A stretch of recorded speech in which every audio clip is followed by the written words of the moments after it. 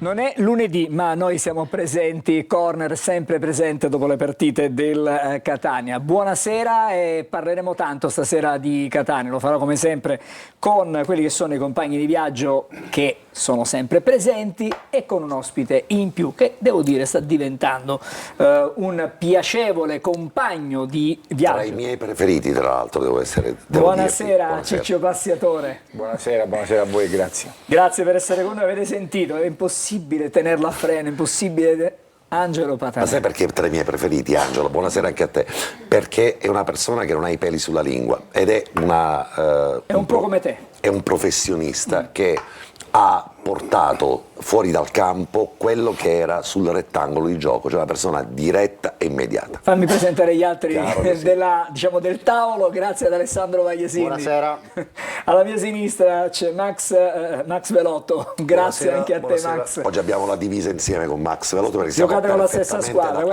Vagliesini ha sbagliato sbagliato il colore del maglioncino, però è là vicino anche lui. Esatto. Beh, è un grigio degno del momento. E questo è anche vero. Andiamo da Giulia, buonasera Giulia. Buonasera a tutti, buonasera a voi telespettatori. Già io ho una valanga di messaggi, ma il numero ve lo ricordo lo stesso, è 342 771 2855. Fatemi sapere cosa ne pensate. Allora, come tradizione, anche stasera noi cominciamo con la nostra copertina, riassumiamo la partita, quella di ieri tra il Catania e il Cerignola, il montaggio è di Massimo Ceraulo. Inizia la scalata, Carlo. Abbiamo pronto zainetto, piccone e corde. Tu sei pronto? Tutto pronto, Angelo. E allora dobbiamo partire. E sta per partire il Catania Audace Cerignola. È partita la gara proprio in questo istante.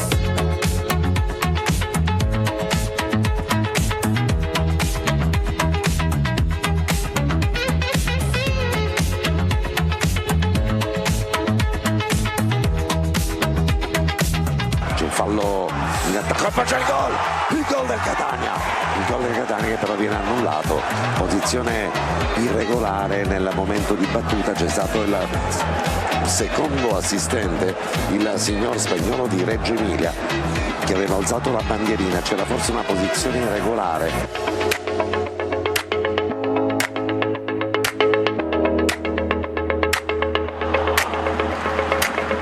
Attenzione sulla corsia di sinistra, al limite dell'area di rigore, ed è graziato il Catania con Parlato che si era trovato da solo sulla lunetta, la sfera che si è persa davvero di pochissimo fuori.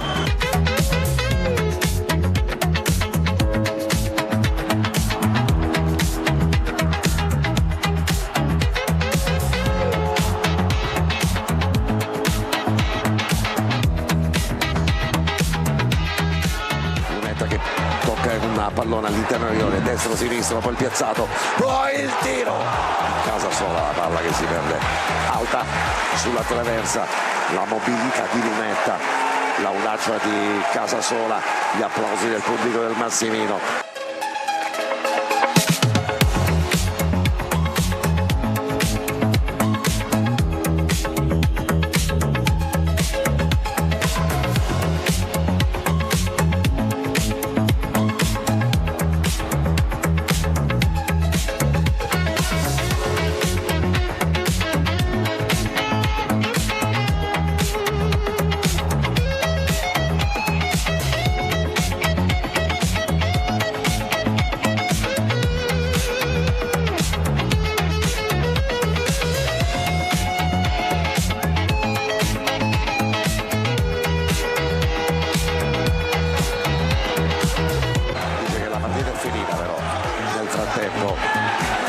Le due squadre negli spogliatoi. Intanto, se tutto va bene, siamo a -5 dal Benevento. Insomma, la fotografia finale, se tutto va bene, diceva Vagliesini, siamo rovinati. Allora comincerei con Ciccio Passiatore, che ieri hai visto la partita ieri sì. del Catania. Diciamo che l'hai vista di recente, sì. L'hai visto diverse volte di recente il Catania. Che cosa ti è sembrato ieri rispetto anche alle altre gare? Ma sinceramente ieri la gara inizialmente non è stata giocata da parte del Cerignola, quindi il Catania ha avuto un po' di difficoltà nel trovare gli spazi giusti perché il Cerinola ha avuto i primi 15-20 minuti che è un attimino gestito, difficilmente è uscita, infatti il Catania ha provato ad avere pressione e cercare di riuscire ad arrivare a delle conclusioni che poi non sono arrivate. Con il passare del tempo invece si è notato questo dover a tutti i costi vincere la gara, e quindi perché gli altri magari corrono, cioè il Benevento in un certo senso corre, e quindi c'è stata un po' anche di fretta, no? In certe circostanze, anche se non ci sono state neanche tantissime occasioni da gol, non c'è stata questa gara pimpante onestamente, però ci sta, in questo campionato le gare sono così, e il Cerignola veniva da una serie di risultati positivi, quindi era a livello psicologico era messa bene. Sarebbe bastato secondo me un piccolo episodio che stappasse un attimino la partita da parte del Catania, e poi sicuramente anche per caratteristiche tecniche il Catania, quando deve attaccare gli spazi, è una squadra diversa da quella che magari deve fare la gara, perché come caratteristiche forse davanti ha dei giocatori un po' più di gamba rispetto agli altri. Vorrei sentire, prima dell'esame di Patanè, a Alessandro, poi chiederò un giudizio anche a Max sull'arbitro di ieri sera, e poi lasciamo per ultimo Patanè. In attesa dei messaggi, adesso arriviamo, Giulia, da te. Due cose che così balzano all'occhio: precarietà tattica e da un punto di vista tecnico una partita pessima, tanti errori tecnici che non ti puoi permettere, in considerazione del fatto che hai di fronte una squadra che recentemente ha fatto dei risultati importanti, che si difende bene, che ha sicuramente molta autostima in questo momento.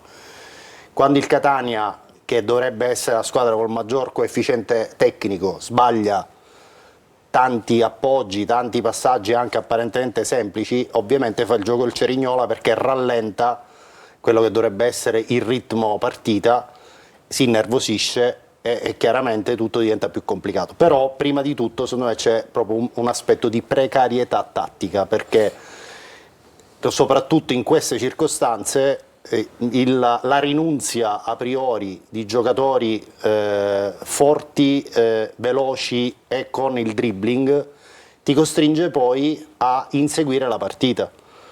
Cioè, c'erano dei ballottaggi alla vigilia, tra questi diciamo quello più significativo secondo me era il ballottaggio tra D'Ausilio e Bruzzaniti.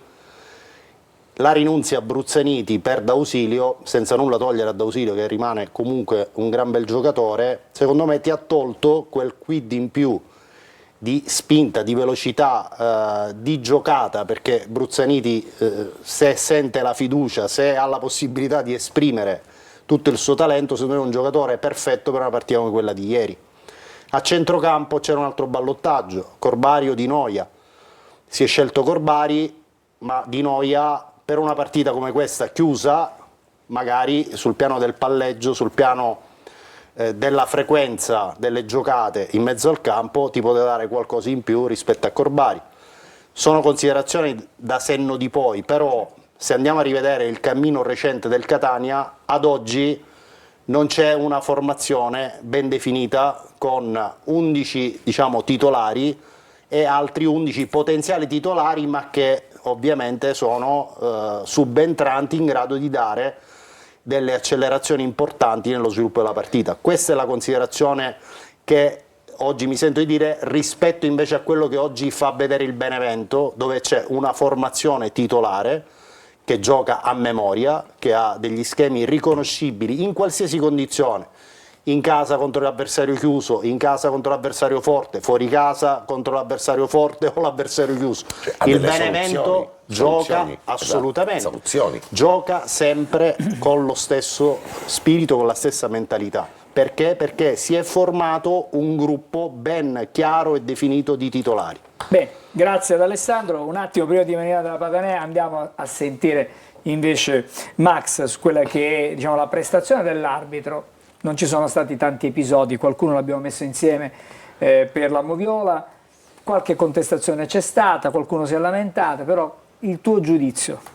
Allora, ribadisco quello che ho detto ieri durante diretta stadio. Secondo me questo è un arbitro che ha delle ottime capacità. Secondo me, ribadisco con estrema convinzione, che ha fatto secondo me un'ottima prestazione, ma la mia ottima prestazione deriva dal fatto che lui direttamente dal campo è riuscito a prendere delle decisioni importanti senza l'ausilio dell'FVS, decisioni che potevano cambiare le sorti della partita, che potevano incidere sia per un verso che per un altro sull'esito finale della gara, e la decisione presa dal campo giusta, avvalorata poi dalle immagini televisive e dalle review dell'FVS, avvalorano quello che ho detto prima dell'inizio della partita, che questo secondo me è un arbitro che vedremo prossimamente nei campi più importanti. Grazie Max, un paio di minuti anche per... Mi rifiuto. Cioè, 2 minuti, non mi fra basta. 3 minuti andiamo in pubblicità, 2 minuti intanto per cominciare. Facciamo Giulia, che dici? No, facciamo 2 minuti e dopo andiamo da Giulia. Per una volta ti avevo detto È di... impossibile, un attimino Giulia. Già sono 1:30. Esatto, dai, Ci forza. sono riuscito.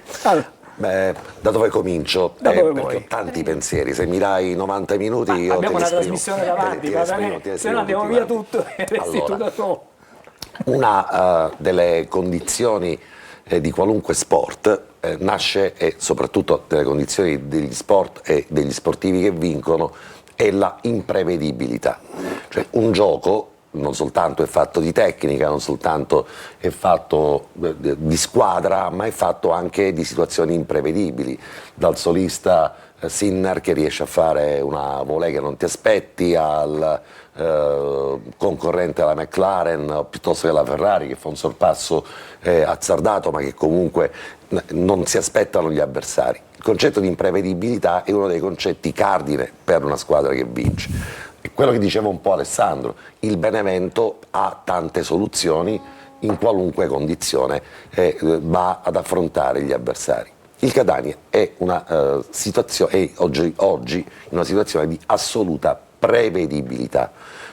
Le squadre sanno prima con quale formazione il Catania affronterà la gara, le avversarie sanno per tempo quali sono gli 11 titolari, ma che sono 11 titolari che non sono scelti su un criterio di meritocrazia, ma sono 11 titolari che fanno parte di un contesto logico, tecnico, chiamiamolo così, che è quello di Toscano. La formazione del Catania la sapevamo già una settimana fa, c'era qualche ballottaggio effettivamente, poi alla lettura, quindi non col senno del poi, ma col senno del prima, abbiamo detto durante diretta stadio di ieri, il Toscano si affida all'usato sicuro. Questa è stata la considerazione che abbiamo detto in partenza, ed era un usato che non era sicuro, perché era l'usato in un certo qual senso, tranne qualche eccezione. Col diritto di recesso. Esatto, che era stato utilizzato malamente la settimana prima in una sconfitta che aveva lasciato le scorie, tranne Corbari, sostanzialmente, poi ovviamente giocatori che erano squalificati, quello era l'impianto tecnico del Catania. E questo non può andare bene in una partita di calcio dove affronti un avversario in forma, dove rinunci in partenza ad utilizzare quelle che sono invece le capacità e le risorse che hai in panchina. Partire, ormai le squadre conoscono perfettamente a menadito qual è l'impianto di gioco del Catania, e guardare in panchina giocatori come Salvatore Caturano, come Gabriel Lunetta, certamente diventa un peso insopportabile per tutti. Mi aspettavo in partenza magari un Lunetta, ma un Bruzzaniti, che è stato uno dei giocatori, così come diceva Alessandro prima, che quando gli è stata data fiducia ha dato subito espressione di calcio importante. Vederlo in panchina è un lusso che in questo momento il Catania non può assolutamente permettersi. Non lo diciamo col senno del poi, lo diciamo col senno del prima. E non solo. Siamo oltre 3 minuti. Vi è un patrimonio fondamentale che questo sistema di gioco sta depauperando, che è il patrimonio della società. Noi abbiamo comprato il miglior attaccante dell'anno scorso, il capocannoniere, che è Caturano, e adesso io non sono bravo come Alessandro con i numeri e con le statistiche, però vi faccio un esempio sulla Salernitana. Facundo Lescano ha giocato 4 partite, preso subito alla fine della riparazione di gennaio, e ha fatto 3 gol. E ha preso 4 pali. E ha preso 4 pali ed è quasi allo stesso minutaggio di Caturano, che invece al netto dell'infortunio, da quando è stato recuperato, ha realizzato soli 2 gol e ha giocato centinaia di, insomma, mezza Ma partita di cosa in più. ti meravigli? Scusami, ieri Allora, tu hai visto un tiro in porta dell'attaccante del Catania? Assolutamente Tra Forte e no. Caturano, hai visto un tiro in Yazid porta e dell'attaccante del Catania? E allora se diciamo Facciamo la una stessa cosa, loro cosa, discutete Lunetta fra di voi, non può- andiamo in 8 gol, pubblicità, non può chiedo stare. alla regia di andare in pubblicità e dopo ripartiamo. perché adesso? Perché dobbiamo fare per forza la pubblicità e poi ci torniamo dopo e partiremo da Giulia.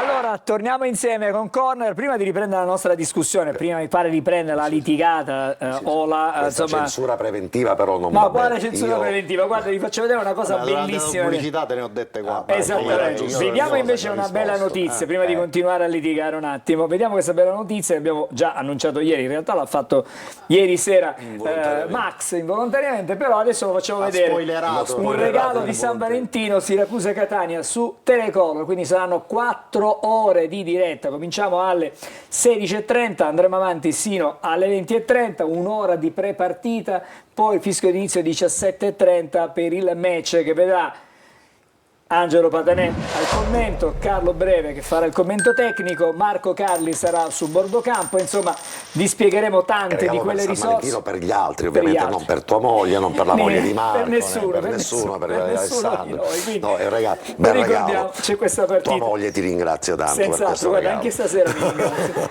Giulia, veniamo subito da te, un paio di messaggi e poi riprendiamo il discorso che era molto interessante fra Patanè e Bagliasini. Prestazione? Ma che partita ha visto Toscano? Un primo tempo imbarazzante e un secondo tempo faruginoso. Toscano cambia modulo e abbia il coraggio di schierare 2 punte, scrive Alfonso. Io ancora non voglio crederci, non riesco proprio ad immaginare sfumare un sogno così. Dal punto più basso però si può solo risalire, ma guardiamo in faccia la realtà. Amo anch'io i dati come il signor Vagliasindi. Dalla 4ª giornata ad oggi il Catania ha fatto 29 gol, il Benevento invece 55. Non credo ci sia altro da aggiungere. Bene, Sai cosa grazie, c'è da fermiamoci aggiungere? qua, fermiamoci qua, non Sai c'è Giulia nulla da cosa aggiungere. c'è da aggiungere? Che noi abbiamo un capocannoniere in pectore, ma ce l'abbiamo in panchina, ce lo teniamo in panchina, non si capisce bene perché ormai c'è una macumba per cui Caturano deve entrare soltanto nei secondi 45 minuti, perché quando l'ha provato una volta e mezza dal primo tempo ormai funziona così. Quindi noi abbiamo il Facundo Lescano, tecnicamente così è stato comprato, così è stato acquistato, al netto, Lo dicono i numeri. al netto dell'infortunio che ha avuto. Adesso Caturano ormai da 3 mesi è sano, salvo, vivo, vegeto e può giocare, però parte sempre alla panchina. Nel curriculum dei gol realizzati dal Catania abbiamo al momento un altro capocannoniere, che è Lunetta. Ne ha realizzati ben 8. Qualcuno mi spieghi perché Lunetta deve partire alla panchina. Sì, vero, strappa la partita al secondo tempo quando gli avversari non ti leggono ormai le carte. Hai comprato nel mercato di gennaio quello che Alessandro ha preannunciato come un giocatore Un diamante grezzo. levatura importante come Bruzzaniti, e te lo tieni in panchina. Gli hai fatto giocare un tempo, o meglio, l'hai schierato una volta da titolare. Da titolare a Monopoli al 45esimo Basta. cambio. Insomma, l'avventura di Bruzzaniti è finita. Ora io penso, rifletto con me stesso, che qui, così come domenica scorsa, dopo la debacle, ho detto che non è soltanto una sconfitta dell'allenatore, perché ha sbagliato l'allenatore, ma in campo ci vanno i giocatori. Rimango nella stessa identica lunghezza d'onda, ma aggiungendo stavolta che i giocatori ci hanno messo quello che hanno potuto, ma se le regole tecniche sono quelle per cui cambi uomo per uomo, non cambi mai il sistema di gioco, soprattutto ti addormenti su un Cerignola che ti aveva ormai perfettamente letto le carte, quando fai 2 cambi alla fine dei primi 45 minuti significa che per la seconda volta stai rincorrendo gli errori, stai rimediando a un errore. Ma come rimedi con l'errore? Ricommettendo lo stesso identico errore, cioè riproponendo la stessa squadra che ormai un tecnico qualunque, ma non un tecnico bravo come quello d'Audace Cerignola, ma parliamo di un tecnico da cinema degli anni 70, avrebbe ovviamente letto e avrebbe lasciato le cose come sono state. Così è stata l'audace Cerignola, infatti. Quando hai fatto i cambi con uomo per uomo, con giocatore per giocatore, con ruolo per ruolo, la partita non è cambiata assolutamente, o meglio, hai messo dei giocatori che potevano dare un passo diverso, ma non hai dato un cambio tattico alla partita e alla gara. Finisco nel dire che però, siccome faccio parte di una scuola alla quale fai parte anche tu, Alessandro, per avere vissuto, anche Ciccio ovviamente pure, tanti anni con un dettato per cui la società è il fulcro fondamentale delle vittorie o anche delle non vittorie. Io reputo che la società si sia accorta, ma forse ancora ha avuto un atteggiamento molto morbido nell'intervenire, ma attenzione. Ma mica te lo viene a dire a te. Ascoltami Alessandro, ma intanto, scusami, non lo deve dire a me, ma i risultati non sono arrivati. Se è intervenuta... Ma tu pensi che siano contenti di questo andazzo? Ma tu, non penso che tu abbia la storia. Alla società quest'anno cosa gli vuoi rimproverare? Non devo rimproverare. Da un punto di vista degli Alessandro, investimenti sul mercato, non devo. sulla struttura dirigenziale, su Torre del Grifo, cosa gli vuoi rimproverare alla società? Sono contrario al pensare che una società debba intervenire su questioni tecniche, però la società è il preside di una scuola e anche se è il miglior professore cattedrato e toscano si è presentato a Catania come il migliore professore che c'è, ma se questo professore continua a ripetere sempre la stessa lezione con gli stessi alunni, non interroga mai gli altri alunni, beh, il preside della scuola dice ragazzo, sarai ce anche ne un siamo bravo andati professore. tutti a casa fra poco. Io vorrei sentire non però rimprovero nulla né di investimenti Patanè, né di atteggiamento, vorrei sentire un allenatore. Sì, ma togliti dalla testa che quest'andazzo sia gradito alla dirigenza. È gradito? No, però, vado via, me però ne sto andando. voglio vedere. Patanè, va, sto un attimo. Ok. È il preside. Ragazzi, se no veramente. Se mi parla Volevo il direttore, sentire io vado. Passiatore. Sì. Volevo sentire perché Passiatore è un allenatore. Allora, tutti questi argomenti che abbiamo snocciolato. Ce ne sono tanti ancora. No, ma snocciolato, si gioca sempre con gli stessi giocatori, si gioca sempre con lo stesso modulo, si fanno sempre gli stessi cambi. Mi pare che un tecnico, un allenatore, può darci delle risposte. Fino a un certo punto. Nel rispetto chiaramente di quello che... No, io dico che chiaramente la piazza Catania è una piazza soggetta a questi tipi di commenti, turbolenze, ci sta, è una piazza così importante, quindi sai dove vai a giocare, quindi sai qual è. Io sono venuto nei momenti molto più belli quando il Catania era in testa alla classifica. Però tu segnavi, a te ti mettevo titolare, io Passiatore in panchina non me lo ricordo troppe volte, o meglio, magari qualche volta, però io mi ricordo che nella distinta sapevo in partenza che era Passiatore più 10. Io ho il mio bomber e lo metto in campo. Non ti metto per scaramanzia in panchina e ti faccio entrare secondo i 45 minuti, ma che stiamo giocando? Al rimpiattino, cioè com'è? 3 euro, 3 euro. Però c'è da dire una cosa fondamentale, che è quella che durante la settimana l'allenatore, oltre a guardare, tra virgolette, le caratteristiche personali di un giocatore, guarda anche quel giocatore che può essere funzionale e utile per far esprimere anche gli altri che stanno vicino in un certo modo. Allora io personalmente, ma come persona, ho sempre privilegiato i giocatori di grandissima qualità e di grandissima tecnica, coloro che da un momento all'altro ti possono cambiare la gara e te la possono.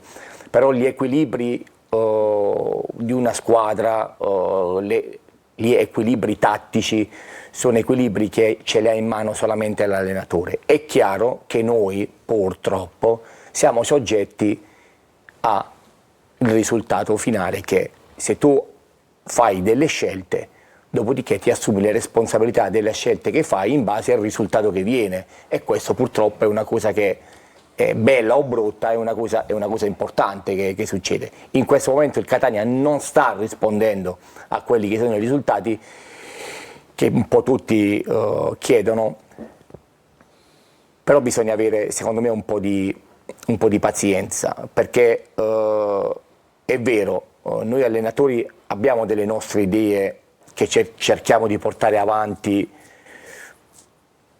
fino a quando poi anche noi ci rendiamo conto che Ma cosa ci è vuole? molto Allora, il Catania fino a qualche settimana fa era prima in classifica, ha bruciato la prima posizione in classifica con una prestazione che fa il paio con tante altre trasferte alle quali non è stato posto rimedio, perché il problema del Catania nasce soprattutto dai punti persi in trasferta. Lasciamo perdere la partita di ieri, ma è un male genetico di questa squadra che io reputo un allenatore, uno staff tecnico e una dirigenza alla quale, come correttamente ancora intendo sottolineare, non si può rimproverare nulla, doveva intervenire, non so come. Io non sono per gli esoneri, sia molto chiaro, oltretutto sarebbe una follia un esonero in questo momento del campionato. È stato rinnovato tra l'altro il contratto a Toscano, quindi questo legittima la società ad avere un confronto chiaro, perché se io fossi il signor Pelligra e avessi speso nel mercato di riparazione i soldi e i giocatori che mi ha chiesto il mio allenatore, oggi, quando siamo giunti alla 26esima giornata di campionato, chiederei conto e ragione del perché mi hai fatto fare queste spese. Tu allenatore, tu Ciccio, non sei più giocatore ma sei allenatore, mi devi rendicontare la ragione per cui tu hai voluto Bruzzaniti, la ragione perché hai chiesto Caturano dall'inizio di questo campionato ed ora che al 100% non lo fai giocare. Il mal di spalla che potrebbe avere Lunetta, mi devi spiegare qual è il medico che non è riuscito a farglielo passare, perché se questo mal di spalla dura 45 Ma minuti... quale dolore di spalla? Angela, contro il Sorrento era titolare Lunetta, No, quindi la spalla o sta sempre male o sta bene. Ma non solo, ma se dura 45 minuti... No, non dura 45 minuti. Ma Lunetta può giocare 4 partite di E fila. allora mi devi spiegare perché un giocatore che finora ti ha fatto 8 gol me lo tieni in panchina. Mi devi spiegare la ragione tecnica di alcune tue scelte che non hai messo in campo. A Salerno, rispetto a noi a Catania, hanno fatto la guerra a Peppe e Raffaele dal primo giorno di questo campionato, eppure per una buona parte di questo torneo è stato primo in classifica, primo, secondo, terzo. E oggi Peppe e Raffaele, nonostante abbia vinto una partita, è un giocatore importante come Facundo Lescano, che è stato voluto da Raffaele, ma è stato voluto e messo in campo. Cioè, il concetto è: io voglio un giocatore, gli do fiducia, lo metto in campo. Gli ha fatto 3 gol, ne ha fatti 2 più, cioè ne ha fatto 1 più di Caturano, che ne ha giocato 14 spezzoni di partita. Ma stiamo scherzando? Io mi faccio queste domande da dirigente. In un confronto sereno chiedo le ragioni tecniche di alcune tue richieste. Mi chiederei pure perché non mi hai chiesto un centrocampista che potesse dare aria al centrocampo, verticalizzazioni o altro, me lo chiederei. Ma probabilmente se io mi accontento di un attaccante che non guarda mai la porta, come Forte, un ragazzo straordinario, ma come cacchio vuoi che segni? Uno che deve stare 90 minuti a centrocampo sulla tre quarti in difesa, spalle alla porta, spizzicare di testa. Danilo, si chiama Forte o si chiama Caturano, se il gioco è quello, mi pare che il risultato cambi davvero pochissimo. Cioè puoi mettere in campo, che ne so, il migliore Van Basten. Esatto, ma non c'è un però dogma. Se tu non hai... Capisci che non c'è un dogma, cioè che deve giocare il Catania in questo modo, che debba giocare per forza Forte o Caturano. Sai perché Caturano non gioca? Ma la guida tecnica è quella. Sai perché e Caturano tu sai non che gioca? quella guida tecnica gioca in quel modo. Sai perché quell'allenatore Caturano fa non quel gioca? gioco. Io ho la mia idea ovviamente. Caturano non gioca titolare perché Caturano è un atleta che non può fare il gioco voluto da Toscano, cioè non può fare il gioco di Forte. Ma chi l'ha portato allora Caturano Ma qui? non c'entra. Ma io non sono stato io, non sei stato tu. Io non devo adattare le risorse che ho sulle mie idee. Io ho Caturano e gli costruisco la squadra attorno. Io avevo Caturano è stato l'ultimo giocatore ad arrivare qui a Catania e la squadra era già stata fatta e quindi questo ragionamento... La prima richiesta, e allora nel mercato di gennaio gli dici devi Caturano, cambiare. dai, fai una cosa, dai, No, l'abbiamo fatto potresti per anche cambiare il giocatore per fare giocare Caturano. Facciamo così, che potresti cambiare il sistema. Ci torniamo su Però, questo. dico, Ragazzi, io mi devo fermare, Nicola, siamo in ritardo. L'hai capito l'inganno, no? Era partito con una presunta domanda appassionatore, ha parlato 5 minuti e mezzo. Anche di più. Basta, non parlo più. No, non parli più. non No. parlo più. Ci fermiamo ancora perché abbiamo tanto da dire e da sentire Ancora anche siamo da alla casa. pagina 4 del nostro... Ancora la pagina Sì, 4. sì, Finiamo sempre alle 22:15. Vai. A fra pochissimo.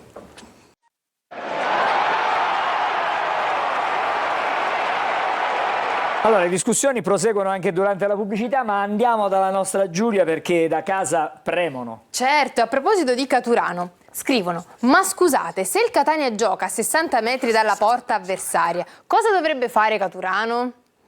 Amici di Corner, ma non è che a furia di difendere quei 0 gol subiti in casa stiamo rinunciando un po' troppo al gioco offensivo? Alex, con questa squadra, con una rosa così ampia e completa in ogni reparto, non si può non andare in Serie B.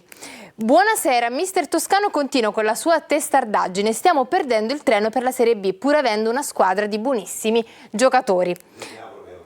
Sì, però per me lo abbiamo perso il treno per la Serie B diretto. Poi facciamoci i conti, se vinciamo 2 partite in più del Benevento siamo in Serie B, ma dobbiamo vincere 2 partite in più e il Benevento ne deve perdere 2. Tutto può essere in 13 giornate.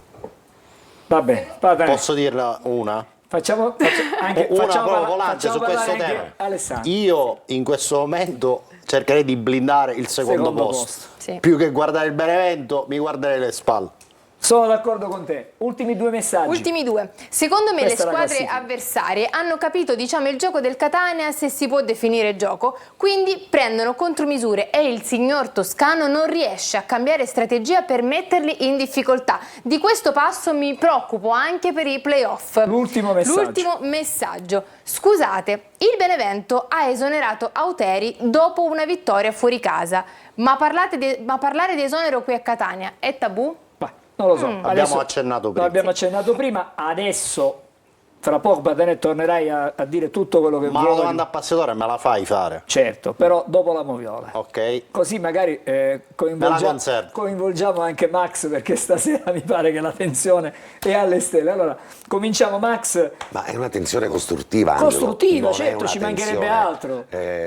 Che Ma vuole nessuno, demolire. qui ovviamente se si dicono certe cose è perché si vuole il bene, no? Di questa squadra, il bene dell'ambiente, il bene della città, perché stamattina immagino che al bar tutti quanti hanno discusso in maniera amara della sconfitta di ieri, che è stata la sconfitta del pareggio, che poi fra parentesi è una sorta di sconfitta per il Catania. A questo punto non serve allora, a niente. Dini ha fatto un gol ieri, parliamoci E chiaramente. meno male che c'è stato E Dini. meno male che c'è stato Dini. Altrimenti ed oggi- è, secondo me quel pareggio di ieri è più grave della sconfitta di 7 giorni addietro. Poi ti spiegherò perché. Me lo spieghi dopo.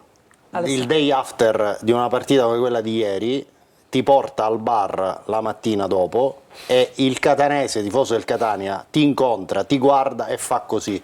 Ecco, abbiamo capito tutto. Allora, cominciamo con la moviola, vediamo il primo episodio Sì, e siamo... sì, prima che partano le immagini ho visto qua mentre parlavate, ho visto scorrere dei messaggi che diciamo, hanno un po' sindacato su quello che è stato, diciamo, il mio giudizio sull'arbitro. Spero, mi auguro che dopo la visione delle immagini, magari cercando di fare un Qualcuno pochettino più possa chiarezza, non pretendo assolutamente, ma quantomeno cerco un attimo di ampliare un pochettino quella che è la visuale, la logica che mi ha portato a valutare in maniera positiva la prestazione dell'arbitro. Capisco in questo momento il dispiacere dei tifosi del Catania, ma questa è proprio la classica partita dove non bisogna ricondurre alla direzione arbitrale un insuccesso da parte della squadra del Catania. Allora, vediamo questo primo episodio, cominciamo dalla rete annullata al Catania e cerchiamo di capire perché questo gol è stato annullato. Guardate, io più che, mentre scorrono le immagini, più che diciamo andare a sindacare sul perché è stato annullato il gol, io mi concentrerei sull'atteggiamento di Quaini.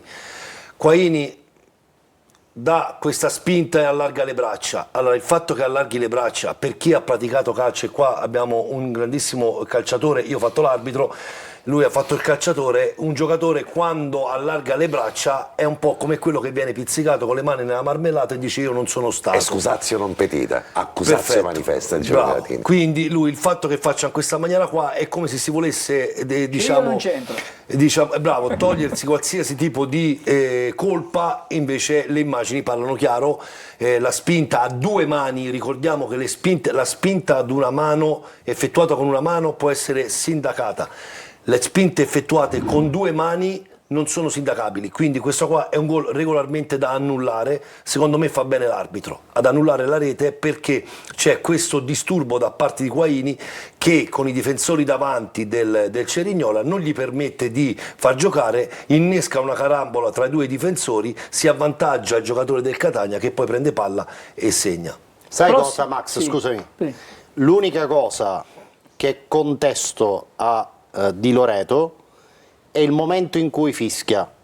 Quando Guaini per lui commette fallo, non fischia, pallone lo gioca Allegretto, non fischia, poi tira a rete Guaini e dice gol annullato. Ti rispondo immediatamente. Questi ragazzi, questi arbitri vengono già in Serie C allenati per arbitrare nelle categorie superiori. Mi spiego, come vedete sia in Serie A che in Serie B, i falli, i fuorigioco non vengono fischiati immediatamente, perché viene sempre lasciata una piccola finestra di dubbio, di valutazione, perché se lui fischiava immediatamente non c'era più la possibilità di poter rivedere. Tant'è che lui fischia dopo, perché per disposizione deve attendere che l'azione venga ultimata, l'azione si concretizza con la rete, dopodiché che succede? Che il protocollo FVS permette all'arbitro di andare a rivedere la validità della rete in una situazione di dubbio, tant'è che lui va, senza la chiamata card da parte del Catania, va a fare una revisione in maniera autonoma proprio per avere la certezza che la sua decisione era quella corretta. Ma se lui avesse fischiato al momento in cui la palla ancora non era entrata in campo, non era possibile effettuare alcun tipo di revisione. Però non si sarebbe cacciato nei guai, perché il gol non ci sarebbe stato e tutte Ma le non polemiche. è talmente immediato che comunque la palla sarebbe Pallone finita. poi finisce ad Allegretto Però lo secondo me tocca. lui a livello tecnico si è comportato come da disposizione. Io non mi piace la disciplina tecnica, quindi non contesto la tua valutazione, Max, anzi l'ho rivista con molta attenzione, è perfettamente in linea con quelle che sono le valutazioni, l'idea di far proseguire l'azione. Guardate quanto tempo passa tra il fallo di Guaini e il pallone che finisce in Anche gol. perché Guardate. quando dicono che il VAR è un problema, questa è una valutazione che se non ci fosse stato il VAR sarebbe stata fatta subito, avrebbe fischiato subito. Con questo discorso di aspettare magari si interpreta un attimino diversamente, però un arbitro dove se non ci fosse stato il VAR avrebbe fischiato c'era subito. fallo? Quello di Guaini? Sì, era fallo, dai. Era fallo. Ok. Allora, la munizione di Corbari adesso la vediamo. L'abbiamo inserita perché questa ammonizione porta alla squalifica Esatto. di Corbari, quindi dovevamo vedere, verificare, valutare e certificare quella che è la legittimità di questo provvedimento. Non c'è nulla da eccepire, qua c'è una palla persa su un pallone giocato in maniera maldestra da parte di Menez, che dalla fascia destra scarica il pallone al centro, il giocatore riceve, anticipa, prende il pallone, Corbari entra in maniera imprudente e giusta l'ammonizione. Benissimo, prossimo episodio, quello del possibile rigore. Si è discusso tanto, c'era fallo, non c'era fallo di mano, c'è stato un secondo fallo. Vediamo un po' che cosa possiamo ricavare dalle immagini che abbiamo messo insieme. Sì. Questa è la punizione. Questa è la punizione, abbiamo questo spiovente in area di rigore, c'è questa palla che cade in area di rigore sui giocatori in elevazione, non so se nel montaggio c'è la parte bassa, c'è la parte bassa dalla quale si può apprezzare meglio quello che voglio dire. Si vede che i giocatori saltano, il pallone carambola sulle braccia di qualche giocatore questo è il primo filmato che abbiamo montato. Sì. Adesso c'è un successivo filmato per che è la molto regia, più chiaro, dove si vede che la posizione delle braccia sono posizioni congrue, il pallone che sbatte sul braccio e non è il braccio che va ad intercettare il pallone, ma l'intervento seguente, quello sempre di Gasbarro. Guarda, qui c'è un'immagine fermata dove Allora io sono contrario al fermo immagini alle valutazioni con il fermo immagine, perché le azioni vanno viste sempre in dinamica, perché perché dobbiamo capire la genesi di come arriva quel pallone in quella posizione lì. In questa situazione qua io vedo braccia tutte basse, non vedo volontà da parte del giocatore di intercettare il pallone, ma è il pallone che va a sbattere addosso il braccio del difensore, ma è l'intervento seguente che, se voi vedete le proteste dei giocatori, è seguente, cioè quando Pieraccini subisce un eventuale intervento. È vero, Pieraccini subisce un intervento, ma lo subisce subito dopo che il difensore Gasbarro interviene sul pallone. Quindi, come ho sempre detto, chi arriva prima sul pallone vince. Gasbarro interviene prima, una frazione di secondo prima sul pallone, dopodiché ha un contatto con Pieraccini che cade a terra e chiede calcio di rigore. Allora, abbiamo l'immagine proprio dell'FVS. Aggiungo, Sì. la Così mimica quello che ha visto l'arbitro. è stato chiaro. Sì. Già in diretta, in presa diretta 2 volte ha Attenzione, detto però, non c'è nulla. adesso vediamo l'immagine che ha visto l'arbitro quando è andato a vedere l'FVS. Che è l'immagine bassa. Dovrebbe essere l'immagine bassa, se ce l'abbiamo nel montaggio, l'episodio precedente, cioè dovrebbe essere una precedente, siamo alla fine della partita con questa immagine, no, forse è questo qua, dovremmo andare a vedere cosa succede con il filmato, c'è un fermo immagine, adesso non possiamo che andare avanti, se evidentemente c'è un problema passiamo alla prossima clip, probabilmente sì. Eccolo qui, un attimo, no, qui No, è questo è- l'episodio finale, questo è l'episodio finale. No, ma possiamo tornare un attimo indietro? Sì, Ecco, qua c'è l'episodio, no, questo è No, Rolfini questo è- FVS. esatto. Se possiamo tornare in dinamica all'episodio del presunto rigore sul Pieraccini, per fare due considerazioni che esulano dal fatto Sì. del possibile rigore. Intanto, quando Bruzzaiti batte le punizioni, qualcosa in aria succede. Succede, sì. E poi guardate questo tiro di Donnarumma. E l'abbiamo Questo sarebbe bloccato. stato gol al 100%, perché ha calciato con una coordinazione e una potenza, il pallone sarebbe finito in porta per far gol. Guarda che c'è lo va uno a stato- deviare col corpo un difensore del Cerignola fortuitamente. In realtà non Però è un proprio gran colpo, peccato, ma perché questo era un colpisce tiro che avrebbe fatto gol. colpisce il braccio, ma il braccio No, è no, no, attaccato no, al collo. non È dico, attaccato. non dico che è dubbio, no, dico che il tiro di Donnarumma era calciato perfettamente. Dobbiamo chiudere la moviola, vediamo l'espulsione di Lunetta, guarda l'abbiamo messa perché a un certo punto, a fine partita, No, la prima, la diretta... la chiamata al VAR, no? L'ultima chiamata L'ultima chiamata al all'FVS. VAR era Rolfini. quella, era Rolfini, l'abbiamo Rolfini vista. lanciato a rete. Sì, se possiamo tornare su Rolfini, quello che stavamo vedendo prima, vediamo un attimo perché Patanè evidentemente la vuole rivedere, stiamo facendo Non la diventare voglio pazzo rivedere perché Gaetano questa Marà. è una chiamata FVS Sì. pietosa, cioè è Allora, ti spiego il l'ultimo- senso di questa chiamata, l'ultimo- secondo me. L'ultimo porto di una nave che Guarda, non la vediamo galleggia. la vediamo da qui dal retroporta. Allora, retroporta non apprezzi granché. No, apprezzi benissimo perché c'è un contatto minimo di C'è un spazio. contatto minimo, ma sì, c'è ma un il contatto- è fuori Sì, area. sì, No, sì. ma allora ti spiego, in questo caso qua l'FVS può essere chiamato per quale motivo? Per perché, l'espulsione. perché ci potrebbe essere una situazione di chiara occasione da rete. Ma dove? Il protocollo Il doxo. lo prevede, il doxo lo prevede, il protocollo che può essere chiamato se l'arbitro avesse dopo la revisione valutato le condizioni per le quali poteva scaturire il doxo. In questo caso qua, anche se il gioco era fermo, si riprendeva con un calcio di punizione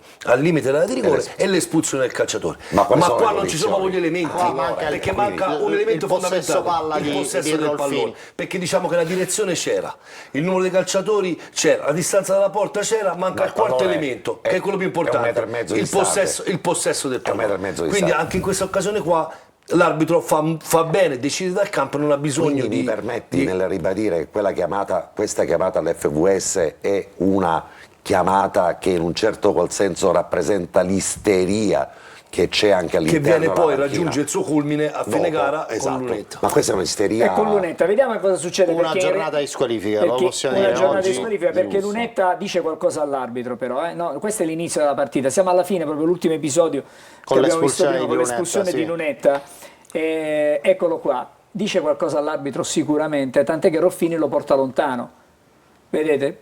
E poi però l'arbitro tira fuori il cartellino rosso. Quindi, Però quello che è inspiegabile che in una società di calcio come il Catania, che io ho apprezzato per quello che molti chiamano British style, che invece a me sta bene nei comportamenti all'interno del rettangolo di gioco, finiscono la partita con 10 giocatori che circondano l'arbitro in una condizione che continua per quasi un minuto senza che nessuno intervenga. Se abbiamo detto, se è vero, che il signor Di Loreto ha diretto una buona partita, se diciamo pure che Di Loreto non ha commesso nessun torto evidente al Catania, è inspiegabile quell'isteria. Quel tipo di atteggiamento invece aggressivo, in un certo senso con gli attributi, lo vorrei vedere in campo, l'avrei voluto vedere la settimana precedente dai giocatori, l'avrei voluto vedere tra il primo e il secondo tempo la settimana scorsa, lo avrei voluto vedere nel corso di questa partita per intero. Vero, hanno giocato ma hanno fatto in tanti il compitino, non va bene. Voglio concludere, così poi vi lascio Così lo andiamo in spazio. pubblicità, Così andate in pubblicità. Volevo concludere ricordando ai telespettatori che questo arbitro è lo stesso arbitro, per chi non se lo ricordasse, è lo stesso arbitro che ha arbitrato Catania-Benevento, che ha avuto il coraggio, tra virgolette, e l'umiltà di cambiare la decisione, dove in prima battuta non aveva visto il fallo su Cicerelli, dopo alla review sulla chiamata della card ha concesso il calcio di rigore. Questo che significa? Significa che pur andando alla review ieri, non è un arbitro al quale manca la personalità per poter cambiare una decisione. Spero, mi auguro che con queste immagini che abbiamo visto abbia un attimo un pochettino fatto più chiarezza sul perché un arbitro di questo in una partita importante, in una piazza importante, ha avuto il coraggio di prendere direttamente dal campo decisioni, ritorno a ripetere, che potevano cambiare le sorti della partita in maniera corretta. Dovrebbe vincere l'anno prossimo, scommettiamo? Secondo me sì. Ci dobbiamo fermare, fra poco torniamo insieme e ripartiamo dai messaggi di Giulia.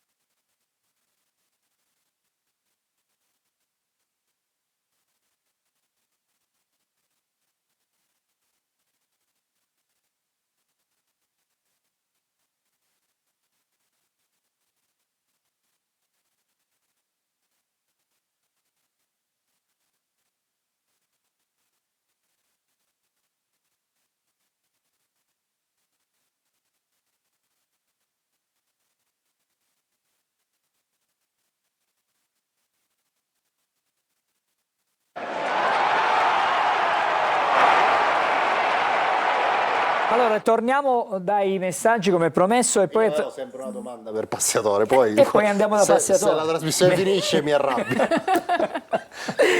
Io vado, ne approfitto. Gianni scrive: l'anno scorso l'Avellino ha cambiato allenatore ed è salito in B. Quest'anno il Benevento ha fatto la stessa cosa ed andrà in B. Il Catania continua con Toscano e invece resterà in C. I tifosi catanesi meritano rispetto, come pure Pelligra. Sono d'accordo con Patanè, l'allenatore deve studiare il tipo di gioco per sfruttare le caratteristiche dei giocatori che ha in organico e non fare il contrario. Per me non si deve parlare di esonero, è un campionato molto difficile. Rientra Di Tacchio e la situazione migliora. Importante è che sia pronto per Salerno e anche per Benevento. Ultimo messaggio. Non sono d'accordo con le polemiche sterili. Patanè sembra uno scienziato del calcio, ma il calcio è una scienza esatta? Non lo sappiamo questo. Fortunatamente no, però Meno se male. ci sono gli allenatori che vincono sempre un motivo ci sarà. Beh, allora, se ci sono gli attaccanti che segnano sempre un Alessandro, motivo ci sarà. Non è Alessandro, una scienza esatta, Alessandro. fortunatamente. Sì, Ciccio, facciamo un giochetto. È una domanda o un giochetto? No, è un giochetto che contiene una domanda. Ok, d'accordo. Siamo a dicembre. Tu parli con il presidente, dice lo prendiamo Tizio che sta facendo faville in quella squadra. Certo Presidente, è un gran bel giocatore. Te lo portano a gennaio, proprio all'inizio del mercato. Quante partite servono per avere una valutazione compiuta su questo giocatore, per capire se è quello che avevi visto nell'altra squadra e ti può dare lo stesso contributo? No, scusami, ma questo è un giocatore che giocava già? No, è Bruzzaniti, sto facendo il giochetto. No, nel senso che lui giocava Certo, giocava in un'altra squadra, stava facendo faville, ne parlate col presidente, dice ti piace? Lo possiamo prendere? Sì, certo che mi piace. Arriva, si comincia a allenare, tu da allenatore, quanto tempo hai bisogno per dare una valutazione compiuta in partita ufficiale, ovviamente, non durante gli allenamenti? Ah, guarda, io ti parlo da esperienza personale come attaccante, no? Nel senso che allora, se io arrivo in un posto e mi chiede, come io chiedo un attaccante, chiedo un esterno, io già conosco le caratteristiche del giocatore, già so dove farlo giocare, io credo che debba metterlo quanto prima nelle migliori condizioni di essermi utile, cioè di essere, cioè, gli devo anche dare, a me è capitato ora a Enna, è arrivato un giocatore che io conoscevo benissimo, non faccio il nome e cognome, però è arrivato e per me diventa un giocatore fondamentale, anche perché se l'ho richiesto è perché secondo me può darmi un'alternativa importante a una squadra che già magari è assemblata. Questa è la risposta. Ma quante partite ti servono? Raffaele, te lo No, perdono, quante partite, diciamo, minimo servono per poter dare quella valutazione e dire fa per me, è un giocatore. Ma se lo prendo perché io so che cos'è il giocatore, che non lo porto a Quindi Catania. anche se la prima partita da titolare magari non è brillantissimo, gli dai fiducia, gli fai fare tutta la partita, magari gli fai fare la successiva. Se poi magari dopo la terza queste risposte non è una questione, ottieni... per me non è una questione di minutaggio. Allora, per me il calcio ha una componente fondamentale, ma ti parlo sempre per esperienza personale. La fiducia è il sentirsi parte integrante e per me è fondamentale. Cioè se io ad esempio sono arrivato a Catania, no? dopo dei campionati, cioè io devo arrivare e mi devo sentire e posso esprimermi al 100%, cioè io dove andavo che non mi facevano giocare io non mi sentivo e non riuscivo, ora al di là delle qualità tecniche o non tecniche, perché un giocatore può avere delle stagioni di un certo livello, può avere stagioni dove non ha lo stesso rendimento, ma questo dipende sempre e secondo me è una prerogativa fondamentale da quello che ci sta lì in quel momento, da tutto l'ambiente e da tutto quello che li circonda intorno. Cioè, è un giocatore importante, il giocatore importante va messo in quel contesto e va responsabilizzato, perché se è forte, il giocatore è forte, cioè, non è che siamo qui a discutere le qualità tecniche. Poi, se dopo 4-5 partite non fai quello che tutti ci aspettiamo, io farei il discorso al contrario, cioè, se io prendo Ildiz, faccio un esempio, che va al Real Madrid, io lo faccio giocare inizialmente, poi se dopo 5-6 partite non mi rendi, e allora però se faccio un investimento importante, ed è un investimento dove io guardo la funzionalità verso la mia di squadra, quello è un giocatore che va messo nel contesto e inizialmente per me non va spostato. A Ciccio adesso devo chiedere. Perfetto. A Ciccio devo chiedere, siamo a 13 partite alla fine del campionato, 13 per il Catania e 12 per tutte le altre. Meno 5 dalla vetta.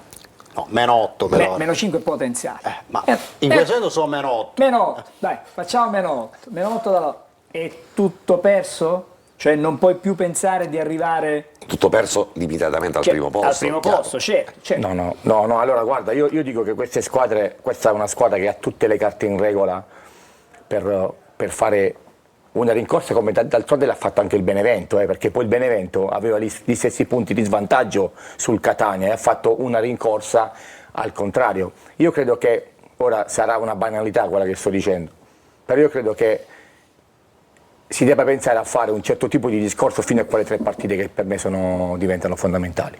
Benevento, Salernitana è il recupero di quella partita lì.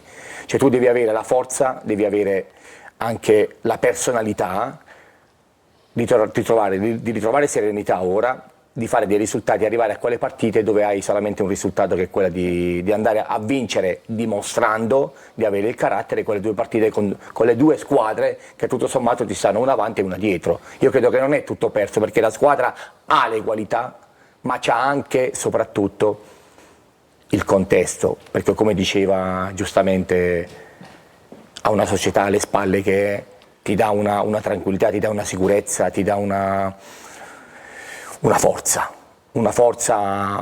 Oggi come oggi è difficile trovare società che ti danno questa...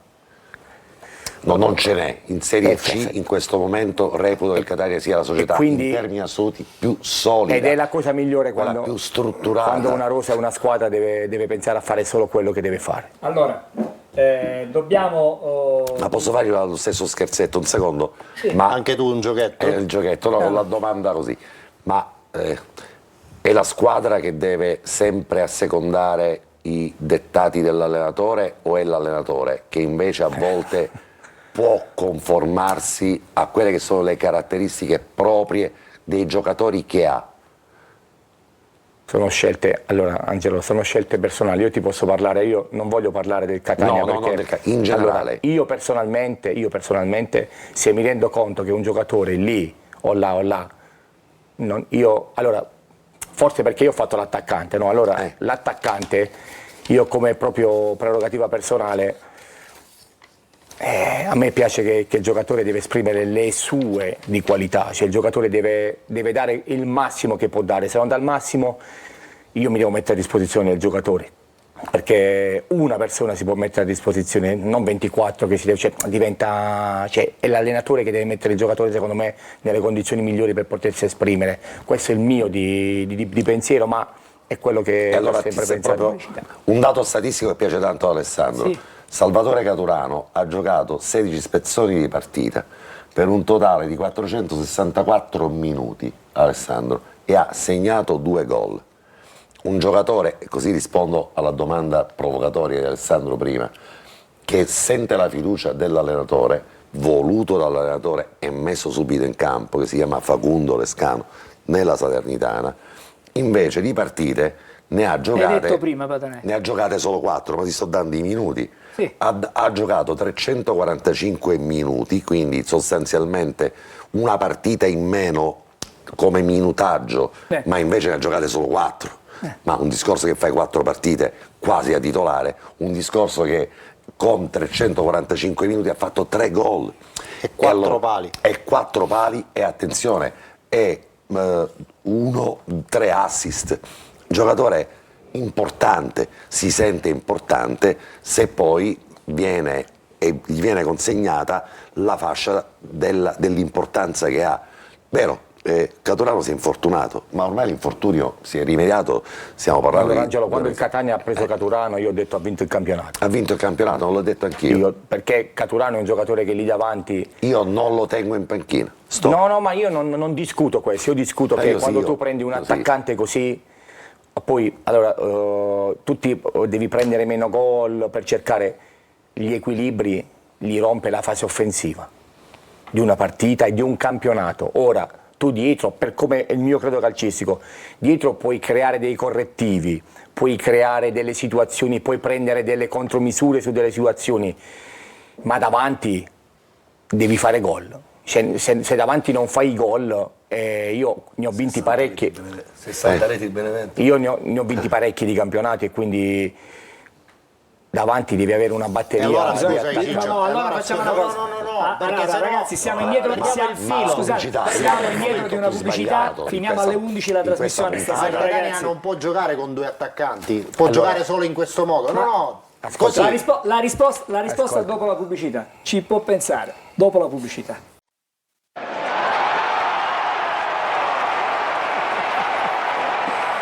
Allora, Ciccio deve dare una risposta assolutamente ad Alessandro Vagliasindi. Il Catania può giocare a 2 punte o può giocare solo in questo modo? Ma può giocare a 2 punte. cioè, l'allenatore sta lì, ha un suo credo calcistico, e Toscano è uno che ne ha vinti di campionati, quindi sa in un certo senso come gestire soprattutto questi momenti. Siccome è riuscito a gestire anche un momento iniziale dove poi si è ripreso e ha fatto bene, io sono sicuro che lui riuscirà in questo momento a trovare la giusta tranquillità e a dare una certa continuità, perché poi è importante questo a Catania, nel senso ora a Catania ci sta questa... Hanno applaudito fino alla settimana scorsa, cioè a Catania si è stati di una tranquillità assoluta, ma allora cosa sarebbe accaduto a Catania se ci fossero state tutti i veleni che si sono scatenati a Salerno? La Salernitana deve essere ultima in classifica.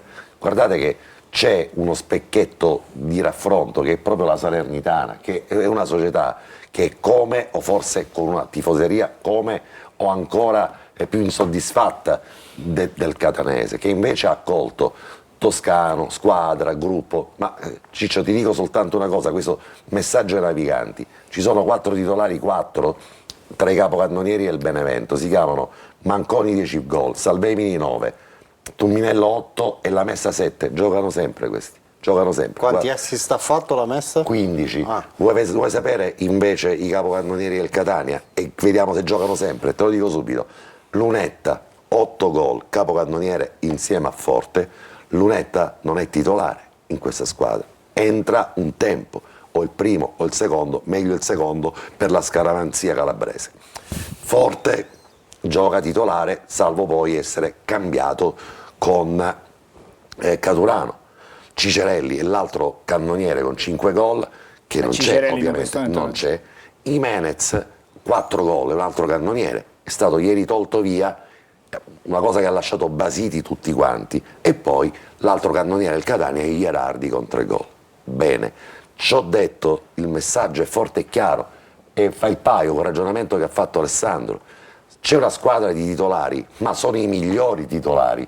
Cioè, dall'altro lato nessuno si sognerebbe di tenere in panchina giocatori come Lunetta, come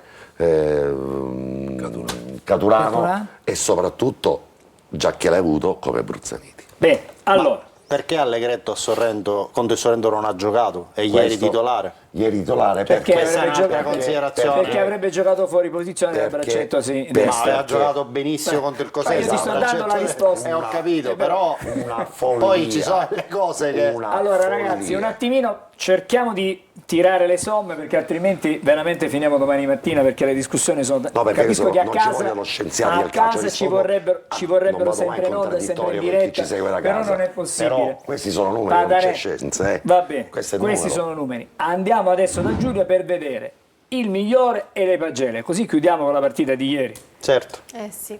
Allora. Sì, andiamo a vedere con l'aiuto della nostra regia chi è stato il migliore della partita disputato ieri. Ne abbiamo parlato appunto poco fa ed è lui, Andrea Dini, con voto 6,5. Premiare il portiere di una squadra che doveva a tutti i costi vincere in casa rappresenta la descrizione dei nuvoloni che da 10 giorni sovrastano la navicella rossa-azzurra. Se non si sono trasformati in grandine lo si deve alla paratona del numero 57 che, solo lui sa come, si muove con tempi di reazione pazzeschi sulla sassata ravvicinata di Dorazio. Lui sì che è da promozione.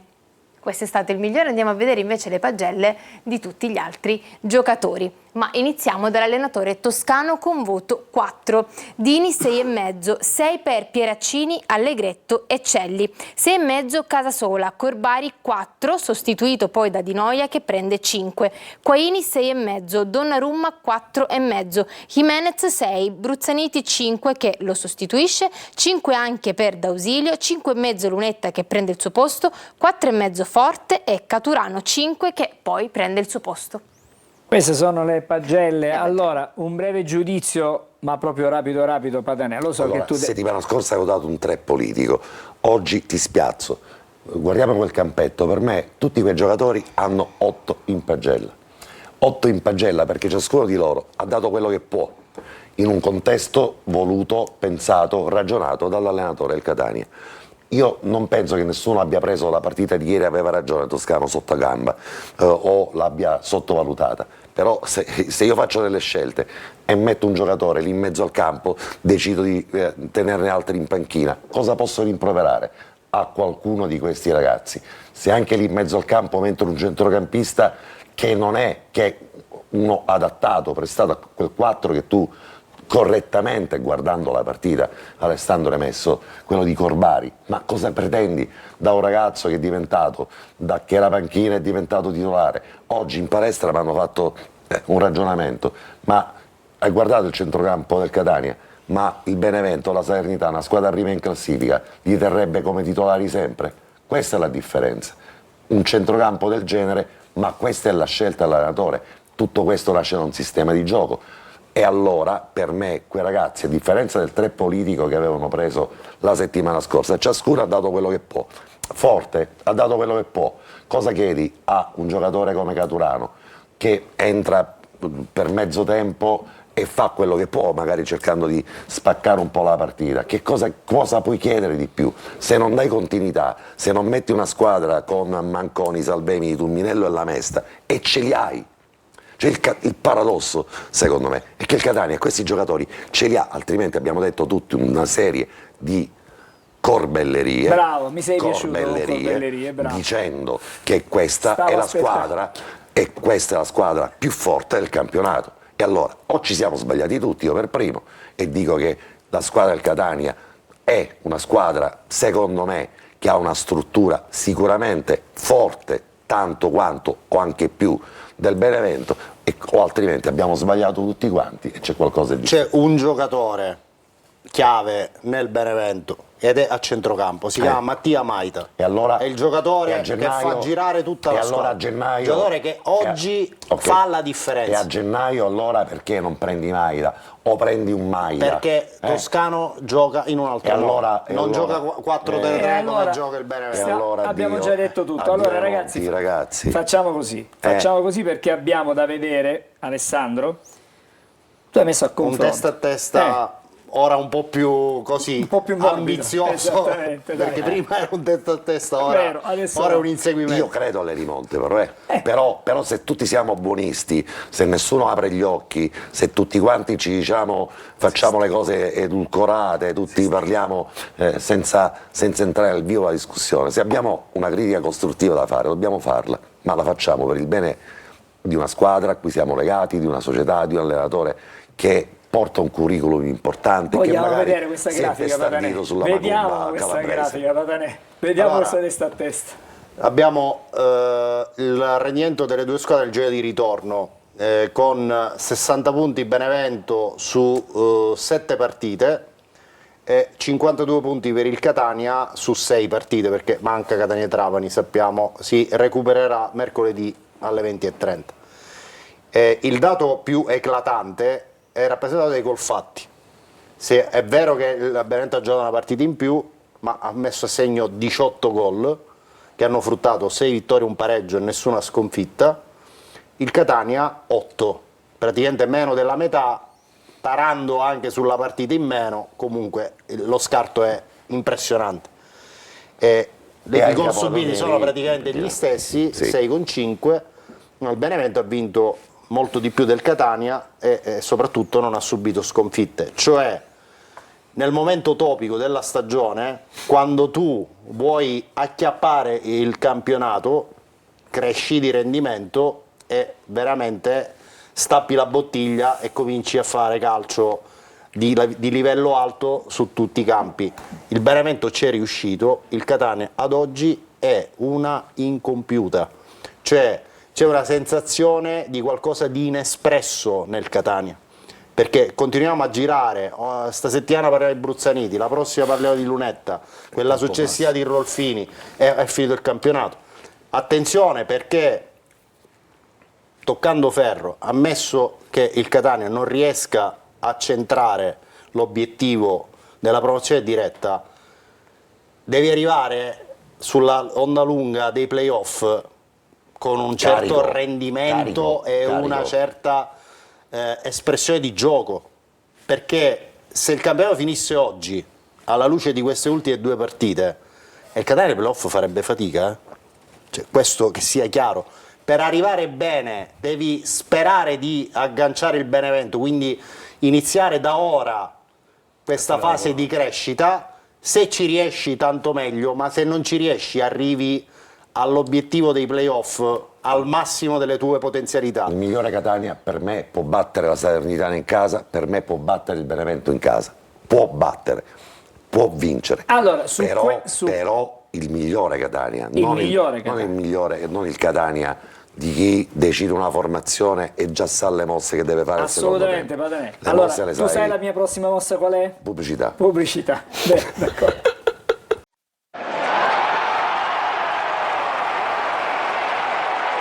Siamo all'ultimo segmento di trasmissione o quasi, perché Messaggi poi abbiamo? vi riservo... Sì, abbiamo qualche messaggio, andiamo da Giulia.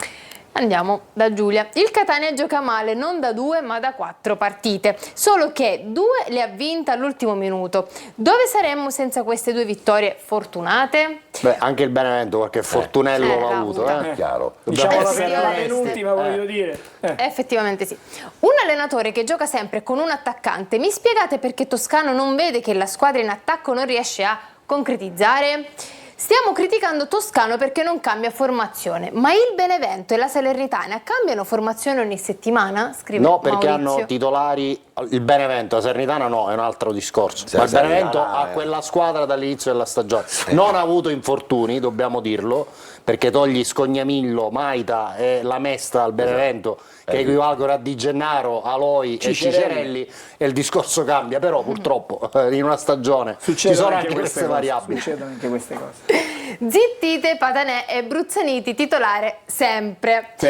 Il dottor Gagliano teme che con tutte queste chiacchiere lunghe ci finisci come a Sant'Agata che si ritirava a ora di pranzo. Diciamo che siamo vicino. Sì. L'ultimo messaggio, No, dai, sono dei l'ultimo grandi. messaggio. La differenza tra Benevento e Catania è solo l'atteggiamento tattico. Il Benevento conclude le partite con una media di 20 tiri verso la porta, mentre il Catania con 9. Ieri su 9 tiri solo 1 nello specchio della porta. A voi le conclusioni. Iliev non ha compiuto una sola parata. Allora, il Cerigno. Sì? Ma Vincent non ci scrive più. No, c'è No, scritto in realtà. scrive, come Però si mi- scrive? Lo vedi vabbè. girare, lo vedi girare. Allora, Alessandro, abbiamo un paio di grafiche, ne facciamo 2 ora. Facciamo il calendario, Facciamo il calendario adesso. E poi- ce lo racconta Giulia. Calendario del Catania, dai. Andiamo a vedere. Ok, andiamo a vedere il calendario del Catania, perché il Catania giocherà sabato alle ore 17:30 con Siracusa-Catania. Ricordiamo che ricordiamolo. noi saremo in diretta qui in chiaro con orario di inizio alle 16:30. Poi mercoledì 18 febbraio ore 20:30 Catania-Trapani, domenica 22 febbraio ore 14:30 Catania-Giuliano. E così finiamo il mese di Finiamo, febbraio, sì. perché poi se ne aprirà uno a marzo. Scoppiettante. Piuttosto complicato, soprattutto le prime 2. Insomma, non sono mica da ridere. Adesso Alessandro. Prima dell'ultima grafica riguarda la prossima partita, Cosa- cioè Siracusa-Catania. Possiamo dire qualcosa Possiamo fare una veloce parentesi su Torre del Grifo. Questa magari la vediamo, La vediamo dopo, tra la vediamo pochissimo. Come anticipato dal nostro sito, la Sicilia Web, il Catania ha effettuato il saldo per l'acquisizione di Torre del Grifo, 4.900.000 euro. Il 18 febbraio ci sarà il rogito notarile, questo lo possiamo dire con certezza. Allora, quindi questione di giorni e quindi Mercoledì c'è Catania-Trapani e c'è il rogito dal notaio. per la circostanza c'è praticamente il passaggio di proprietà, diciamolo così, e quindi il Catania tornerà in possesso di... Che società! Cioè, noi abbiamo avuto una fortuna, dopo tante disavventure a Catania, avere una società solida con dei dirigenti. Ha imparato dagli errori perché ne hanno commessi. Ma tutti commettiamo errori, io, tu, chiunque, e anche Toscano ha commesso errori. Speriamo che anche lui impari dai suoi errori. Ma comunque sia, tornando alla società, insomma, dobbiamo essere orgogliosi e fortunati, Angelo, di avere una società che oggi investe in una realtà complessa come quella di Catania. E qui evidentemente c'è un progetto, si crede nel futuro, si crede di poter fare cose importanti. Io una parola che non mi piace, dietro tanto disfattismo o comunque dietro tante situazioni che... Però Angelo, c'è anche tanto, come si dire, c'è tanta pancia, no? Quando si fanno certi ragionamenti, perché è chiaro che davanti a una situazione di questo genere reagisce adesso di pancia, il tifoso reagisce di pancia perché si vede praticamente sfuggire questo primo posto. Ma guarda che il tifoso non ce l'ha con la società, almeno. Assolutamente, no, Allora, però vedi, in questo momento... c'è come amaro in bocca, mettiamo amaro così, in bocca, cosa amarezza. vuoi? Siamo stati primi fino a 3 settimane fa, con merito di Toscano, attenzione, perché se siamo primi non è che siamo terzi o siamo secondi, o abbiamo 8 punti, ora è tutto... non dimentichiamoci il passato, però... Ci sono state delle avvisaglie importanti, soprattutto le partite in trasferta, ne abbiamo parlato di volta in volta, dei segnali chiari e incontrovertibili ai quali non è stato posto rimedio. Oggi è il momento di correre necessariamente ai ripari. Bene, grazie Patanè. Scalata. Fra poco parleremo della partita con il Siracusa, abbiate la pazienza di aspettare qualche momento e poi il buon Alessandro ci racconta tutto del Siracusa, ma ci darà anche qualche indicazione sul Catania, immaginiamo. Ecco, a dopo.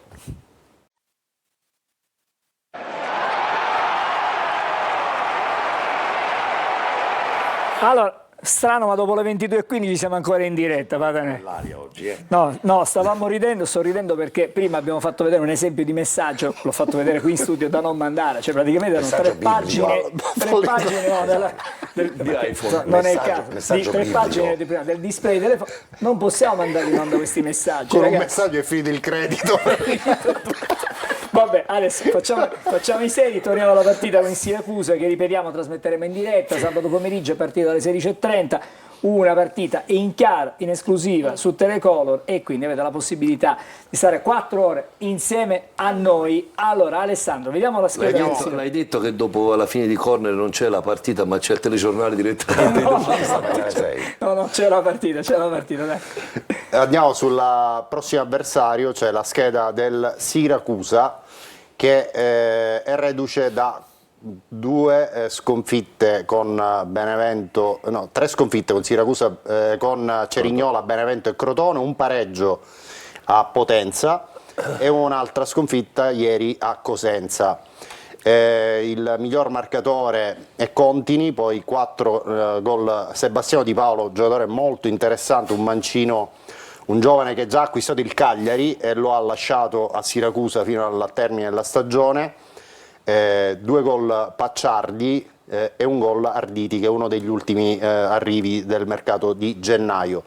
Complessivamente in casa ha un rendimento diciamo buono per una squadra che deve salvarsi, con 5 vittorie e 2 pareggi, 6 sconfitte, 20 gol fatti, 18 subiti.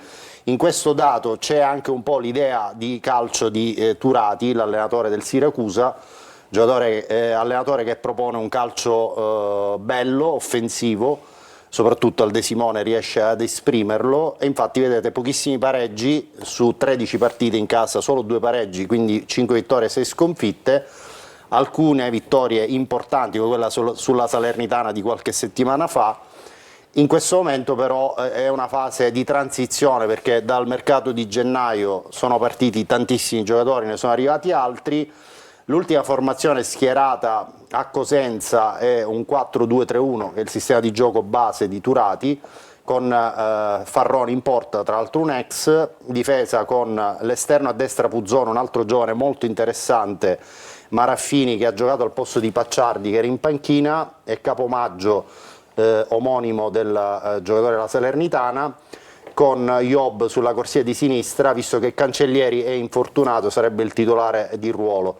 Poi è subentrato Zanini, che comunque è un cursore mancino che ha grande esperienza in Serie C.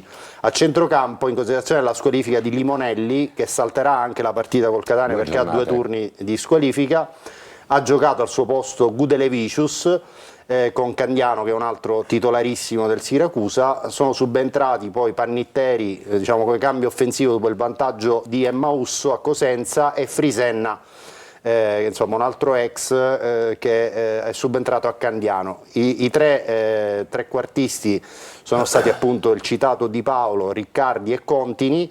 con Sbaffo, un altro arrivo di gennaio che ha sostituito Riccardi, e Simonetta che ha sostituito Contini. Arditi è stata la punta di riferimento a Cosenza, un ragazzo interessante che arriva dal Catanzaro, ha già fatto un gol a Potenza sugli sviluppi di un calcio d'angolo, un gol di testa. Per la gara di sabato abbiamo detto squalificato Limonelli, ci sono da valutare Cancellieri e Valente, che è un altro giocatore d'esperienza, gioca esterno alto a sinistra solitamente, ex anche del Palermo, però è da un paio di partite che è assente per problemi legati a un infortunio. Bisogna verificare anche se Pacciardi è stato tenuto in panchina a Cosenza, diciamo, in vista della partita col Catania, o se è stato in panchina per problemi di altra natura. Alessandro, ci sarà Di Tacchio tra i convocati? Sì, Di Tacchio sarà tra i convocati. Ricordiamoci che il Catania dovrà fare a meno per squalifica di Corbari, che era in diffida, e di Lunetta, che è stato espulso al termine della gara di ieri.